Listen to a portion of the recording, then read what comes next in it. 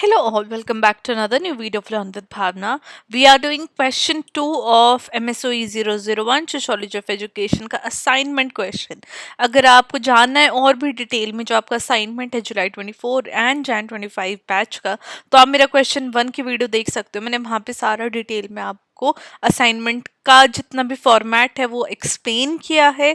अभी हम स्टार्ट करने जा रहे हैं हमारा क्वेश्चन 2. और जितनी भी आपकी वीडियोस है असाइनमेंट से रिलेटेड वो मैं एक फोल्डर में डाल दूंगी ताकि आपको सारे क्वेश्चन वन प्लेस पे मिल जाए and you can try and choose the question which you would like to write in your assignment. तो वन फोल्डर में आपको वन प्लेस पे सारी वीडियोस मिल जाएंगी आपके असाइनमेंट की, तो वो फोल्डर आप ज़रूर चेकआउट कर लेना. बाकी बच्चों मुझे बोल रहे थे कि मैम प्लीज़ बता दीजिए हमें कैसा अपनी असाइनमेंट की आंसर राइटिंग करनी है ताकि हम और भी अच्छा स्कोर कर पाए. मैंने एक इम्पॉर्टेंट टिप्स वाली वीडियो बनाई हुई है, ऊपर अभी आई बटन में लिंक मिल रहा होगा आपको, वो वाली वीडियो आप ज़रूर चेकआउट कर लेना. वहाँ पे मैंने सारी इंपॉर्टेंट टिप्स, कुछ ट्रिक्स एंड टिप्स वहाँ पे मैंने मेंशन की है जो आप यूज़ कर सकते हैं और भी बेटर स्कोर करने के लिए in your assignment. Now starting with the question 2, हमें बात करनी है John Dewey's view on education. John Dewey क्या सोचते थे एजुकेशन के बारे में, उनका क्या व्यू था. So starting with the answer, जो हमारा फर्स्ट पैराग्राफ होता है आंसर का वो हमेशा इंट्रोडक्शन होता है. तो एक फॉर्मेट होता है आंसर राइटिंग का, राइट. तो उस फॉर्मेट में अगर आप आंसर राइटिंग करते हो तो आपका आंसर भी एक पैटर्न में एक बेटर तरीके से प्रेजेंट होता है एग्जामिनर के सामने, चेकर के सामने, और आपकी भी जितने भी थॉट प्रोसेसेस है वो एक तरीके से फ्लो में चलती है. तो ये जो आपका तरीका है आंसर राइटिंग का वो आपको फॉलो करना है ताकि एग्जामिनर भी खुश हो आंसर देख के. आपका जो थॉट प्रोसेस है not just for your assignment but exam में भी वो आपका एक फ्लो के साथ आपका आंसर बनता जाए और आप और भी बेटर स्कोर कर पाओ in your exam, in your assignments. तो ये जो आपका फर्स्ट पैराग्राफ रहता है वो हमेशा इंट्रोडक्शन का रहता है.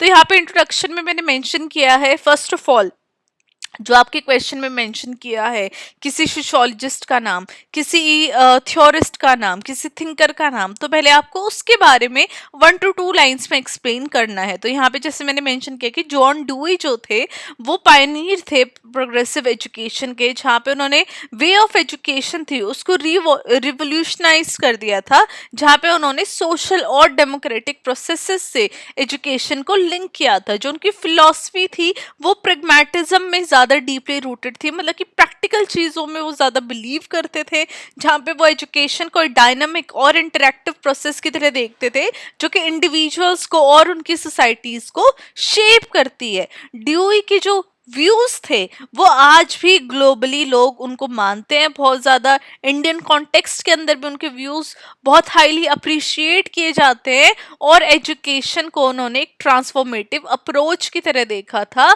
और एजुकेशन में ट्रांसफॉर्मेशन या फिर एजुकेशन के द्वारा सोसाइटी के अंदर ट्रांसफॉर्मेशन भी लाई जाती है, ये भी हमें देखने को मिलता है. नाउ फर्स्ट पॉइंट अगर हम बात करें तो जॉन डुई बोलते थे कि जो एजुकेशन है वो ग्रोथ और डेवलपमेंट के लिए यूज की जाती है, जहाँ पे उन्होंने एजुकेशन को एक लाइफ लॉन्ग प्रोसेस देखा था ग्रोथ और डेवलपमेंट के लिए. उन्होंने बात की थी कि जो एजुकेशन है उसका पर्पस सिर्फ नॉलेज प्रोवाइड करना नहीं है बट इंडिविजुअल की जो एबिलिटी है क्रिटिकली थिंक करना उसको कल्टीवेट करना, उसको डेवलप करना है ताकि वो जो अपनी प्रॉब्लम्स आएंगी उसकी लाइफ में उसको सॉल्व कर सके.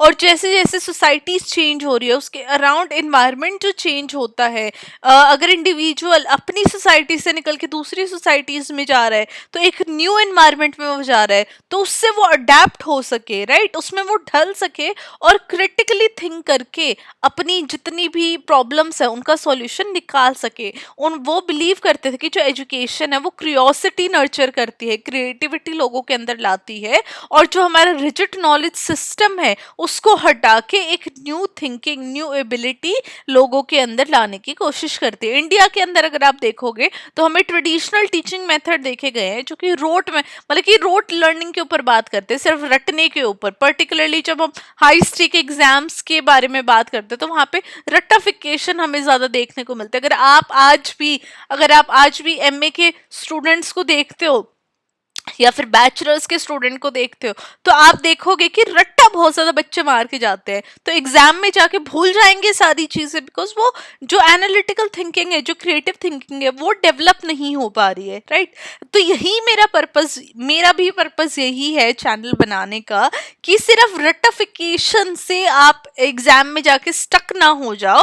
असाइनमेंट भी आप इस तरीके से बनाओ कि आपकी जो थिंकिंग है, एबिलिटी है, वो डेवलप हो सके, और ये आपको आगे तक, लॉन्ग टर्म तक, not just in your first year, not in just your second year, not just in your assignment, but आपको एग्जाम में भी हेल्प करेगी, एंड लॉन्ग टर्म में भी कल को आप आगे अगर आप और भी कुछ प्रोफेसर लाइन में जाना चाहते हो, नेट का एग्जाम देना चाहते हो, कुछ भी है व्हाटसोएवर, आगे तक आपकी जो थिंकिंग है, क्रिटिकल एबिलिटी है, वो डेवलप हो सकेगी। मेरा भी पर्पस चैनल बनाने का यही है सिर्फ, राइट। तो ड्यूई का जो पर्सपेक्टिव है, जॉन डोए का, वो चैलेंज करते हैं कि जो एजुकेशन है वो रट्टाफिकेशन के लिए नहीं होनी चाहिए, लेकिन इंटेलेक्चुअल ग्रोथ को वो बढ़ावा देने की बात करते हैं एजुकेशन सिस्टम के द्वारा। फॉर एग्जाम्पल, अगर हम नेशनल एजुकेशन पॉलिसी की बात करते हैं 2020 की, तो वो भी इस विजन को प्रमोट करते हैं, जहाँ पे मल्टी डिसिप्लिनरी लर्निंग की बात होती है, क्रिटिकल थिंकिंग की बात होती है, स्टूडेंट की होलिस्टिक डेवलपमेंट की बात हो रही है, रैदर देन सिर्फ एकेडमिकली अच्छा होना, सिर्फ नंबर लेके आना रोट लर्निंग के द्वारा। वो फोकस नहीं होना चाहिए एजुकेशन का फोकस होना चाहिए इंटेलेक्चुअल ग्रोथ के ऊपर।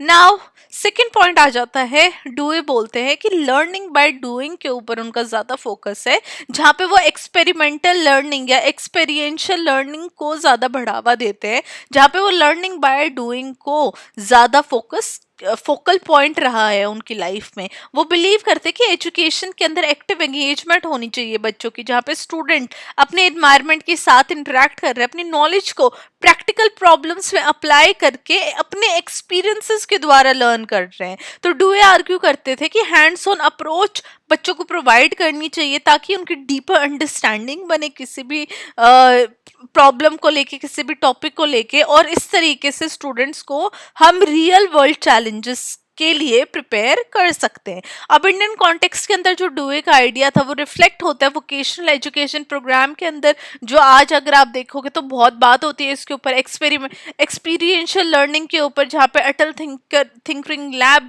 इनिशिएटिव जैसे स्टार्ट किए जा रहे हैं। ये सारी लैब्स एस्टैब्लिश की है अटल इनोवेशन मिशन के द्वारा, जहाँ पे स्टूडेंट एक्सपेरिमेंट कर सकते हैं साइंस के साथ, टेक्नोलॉजी के साथ, ताकि इनोवेशन और प्रैक्टिकल स्किल्स लोगों के अंदर डेवलप की जाए। सिमिलरली लर्निंग बाय डूइंग जैसे प्रोजेक्ट आ रहे हैं रूरल स्कूल्स के अंदर, इंडिया के अंदर, जहाँ पे हमें सक्सेस देखी गई है, जहाँ पे स्टूडेंट्स ने एंगेज किया है, और जो लर्निंग आउटकम्स था स्टूडेंट्स का वो बहुत ज़्यादा इम्प्रूव हुआ है, स्पेशली अंडर प्रिविलेज्ड एरियाज के अंदर ना। थर्ड पॉइंट आ जाता है एजुकेशन एंड डेमोक्रेसी का।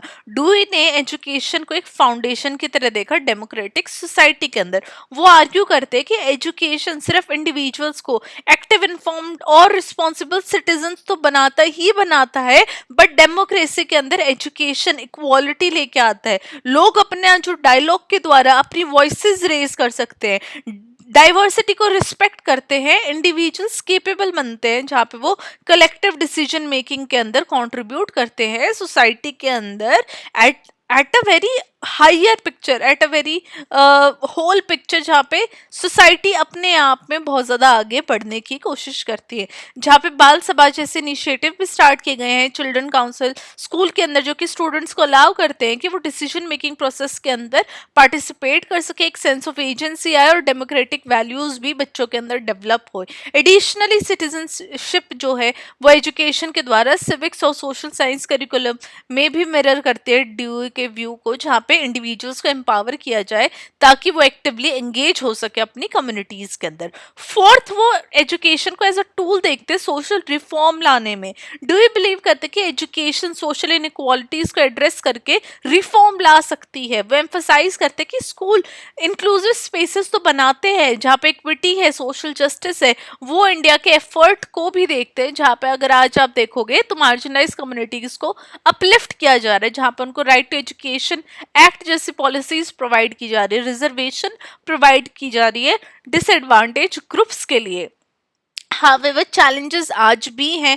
फॉर एग्जाम्पल अगर हम रूरल या फिर अंडर फंडेड स्कूल्स को देखते हैं तो वो आज भी स्ट्रगल कर रहे हैं एक क्वालिटी एजुकेशन प्रोवाइड करने के लिए, जिसकी वजह से इनइक्वालिटी आज भी सोसाइटी के अंदर देखी जाती है। अब कोविड-19 के बाद डिजिटल डिवाइड भी आ चुका है पेंडेमिक के बाद, जहाँ पे एक गैप देखने को मिला है, जो कि ड्यूई का आइडियल जो है इंक्लूसिव एजुकेशन का, रियलिटी का, वो आज भी बहुत ज़्यादा इंडियन स्टूडेंट फेस करते हैं, स्पेशली इकोनॉमिकली डिसएडवांटेज रीजन्स के अंदर। अगर आप डिजिटल डिवाइड के ऊपर इन डिटेल और भी ज़्यादा कंटेंट चाहते हो तो आप मेरे चैनल पे देख सकते हो, मैंने ऑलरेडी इसके ऊपर एक सेपरेट वीडियो बनाई हुई है ना। फिफ्थ आ जाएगा critic of traditional education. Dewey ने ट्रेडिशनल एजुकेशन सिस्टम को क्रिटिक किया है, जो कि फोकस करता है अथॉरिटेरियन स्ट्रक्चर, जो कि पैसिव लर्निंग के ऊपर बात कर रहा है, मतलब कि सिर्फ रोट लर्निंग का जो मेथड है उसको ड्यूई ने क्रिटिक किया, उसको डूई सपोर्ट नहीं करते। उन्होंने आर्ग्यू किया है कि जो स्टिफल क्रिएटिविटी है, क्रिटिकल थिंकिंग है,